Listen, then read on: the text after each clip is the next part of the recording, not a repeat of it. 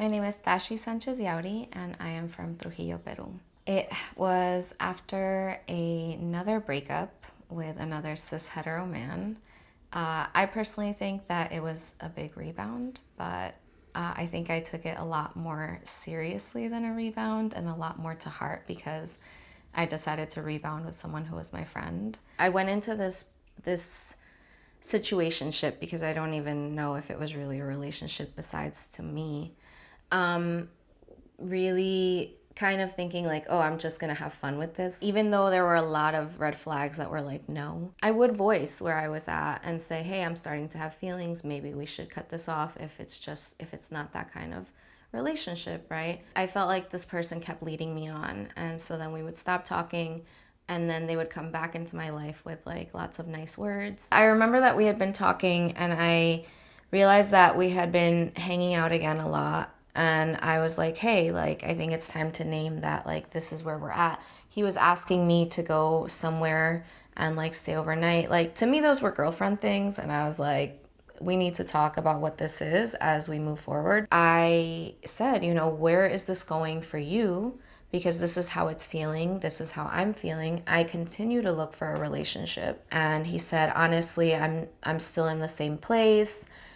And I just looked at him and I was like, I'm not mad. I'm really disappointed again, but also that's on me. And I walked out. And then, you know, I had to come home. I also wasn't really open to my parents all the time when I was dating someone new because it just all the questions and I didn't want the expectations. So I had to come home and kind of pretend that I was fine. My sister and I at the time still shared a room. So you know, she was already sleeping because I'd come home kind of late and I just turned off the light and laid in bed and I kind of lost it there. It wasn't just this guy. It was a lot of different guys. And at the same time, even when I was in a relationship that I thought was forever, I didn't really feel fulfilled. And that little question that was always in the back of my head, like always would come up when I had these feelings like, well, maybe you're queer. And I would always push it back like, no, we can't be all the things because that's overwhelming. Like, we can't be undocumented and queer. We can't be Catholic. We can't,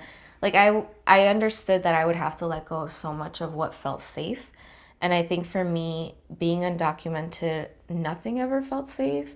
And so it was really hard to let go of the few things that did feel safe. And so I was laying in my bed just kind of looking up and like after having sobbed, right, I had to get all of that out. It came to like a calm space where I was like, I had finished crying and I was kind of just trying to breathe because even though I had cried it all out, something still felt off. And that was when like the thought popped up in my head and instead of pushing it back, I said it out loud. I kind of whispered like, maybe I'm queer. So I texted my best friend, her name is Daniela. I texted her literally that night, like literally after I'd finished crying.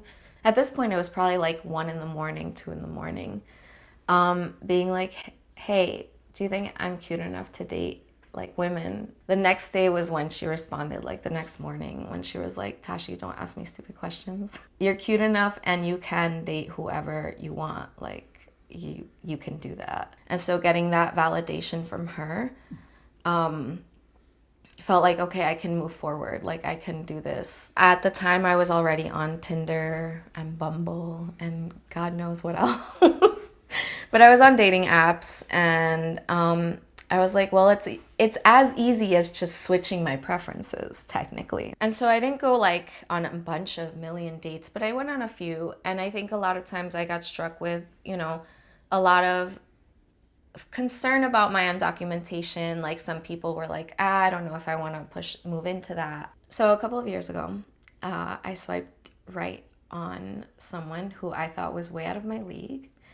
At that point, I had come pretty far into my queerness where I understood that I wasn't bisexual. I was queer. Like I just wanted to date queer people. I did notice that they named that they were non-binary. And also it wasn't like I specifically chose them because of that. They just were really cute and they had really cool things on their bio. And the next day I opened up Tinder again and the person had swiped right on me. Then we started talking on Tinder. I think we talked that whole day. And then the next day I didn't hear from them. And like a day later, they were like, hey, I'm really bad at checking this app. So here's my phone number. And they just dropped the digits. And I was like, now they've thrown it at me. And now it's like, if I don't text them, like what happens, right? So I did text them. I think our second date, we came back to their house and like they put on a documentary about food, but it happened to include this woman who was undocumented. And I'm just sobbing, like sobbing horribly, like ugly cry in this person's room about being undocumented. And they just held me, like they just held me. They asked like, "Can I hold you?" And I said yes, and they just held me and it didn't scare them.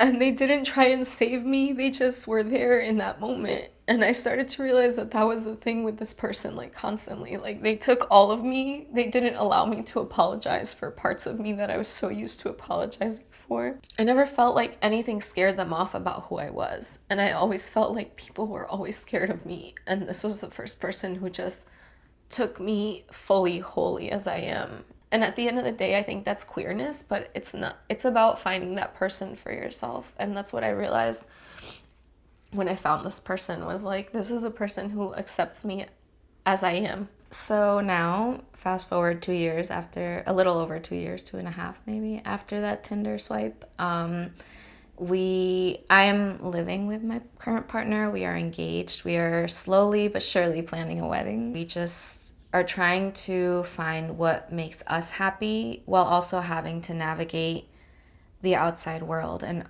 considering what our future can look like, right? We both have things that make it hard to think of our future, right? Being undocumented, being trans, being queer, all of those things which make it sometimes really hard to plan for the future. But that's what we're doing. I think right now we're trying to live our best lives and thrive, and also trying to plan a future where we feel good and we feel safe.